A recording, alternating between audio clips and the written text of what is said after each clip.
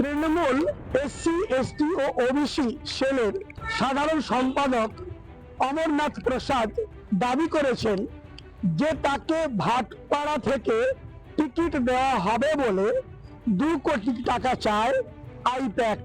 অগ্রিম বাবদ 50 লক্ষ টাকা নগদ তার কাছ থেকে নেওয়া হয়েছিল, তবে তাকে ভাটপাড়া থেকে টিকিট দেওয়া হয়নি।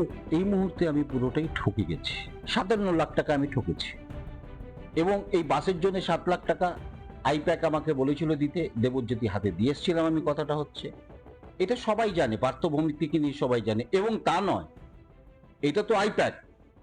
আমার যে সাংসদ, উনি দেবুকে বলে, কোন দেবু আছেন বোধহয়, যার পেট্রোল পাম্প আছে, ওনারা জয়েন্টে পেট্রোল পাম্প আছেন, তার মারফতে 25 লক্ষ টাকা চেয়েছিলেন আমার কাছে। আমি বলছি, পার্থ ভৌমিক, ব্যারাকপুর দমদম জেলার প্রেসিডেন্ট, সাংসদ। কত টাকা চেয়েছেন? 25 লক্ষ টাকা চেয়েছিলেন। দিয়েছেন? হ্যাঁ, দিয়েছি। যখন আইপ্যাক বলল যে ওনার রেকমেন্ডেশন লাগবে, ওনার সাথে কথা বলুন, যখন ওনার সাথে কথা বললাম, তখন এই ডিমান্ডটা করলেন।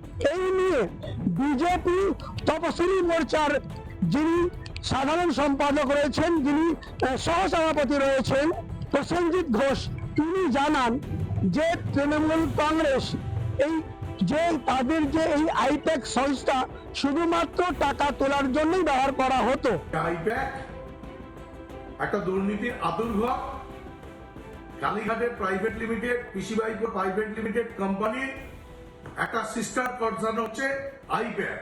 তার জন্যই তো আজকে যখন ইডি রেড করেছিল আইপ্যাকের অফিসে, তখন মাননীয় ছুটে গেছিলেন হার্ড ডিস্ক ডকুমেন্টস হাতাবার জন্য।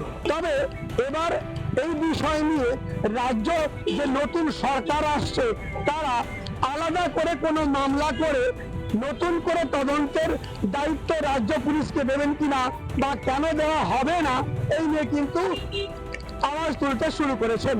আনন্দমোহন ঝা, রিপাবলিক বাংলা, লেক টাউন।